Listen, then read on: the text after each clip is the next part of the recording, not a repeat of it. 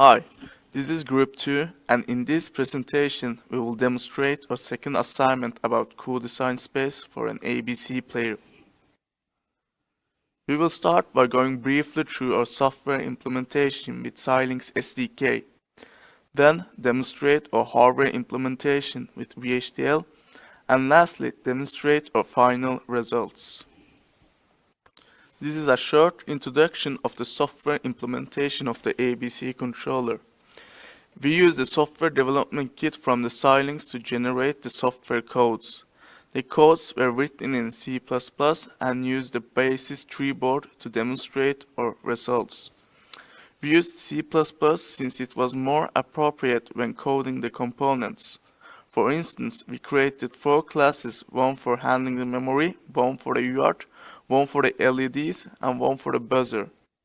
Next, we will go more in details for each component. And here we see the block diagram for implementation.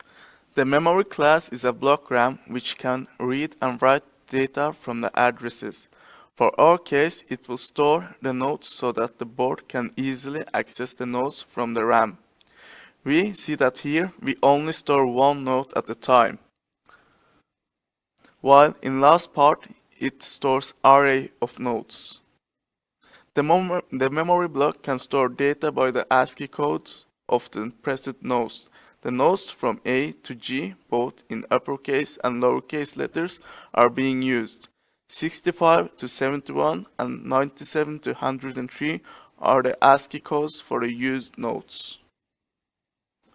The UART component first reads how big of an array the received data is.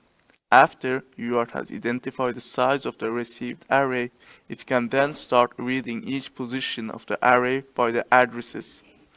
In our case, each position in an array is 1 byte and each array can have up to 128,000 positions. Each position is also regarded as character nodes. The LED component reads the data from the memory to gather the ASCII codes from the present nodes. Later on, the LEDs will turn on based on the received nodes. The nodes from A to G will make the LEDs left shift 1 bit by 1 bit. The buzzer component gets the nodes from the memory. Then it will be activated and delayed based on each node's frequency. We have 15 nodes where the last node is regarded as an H when we have an invalid node. The hardware design follows the same architecture as the software design. In the main finite state machine, also known as a control path, controls the read of the data from the UART and display node to the buzzer. On the left is the UART. Here we read the node from the terminal and then save the nodes into the block RAM by using memory control.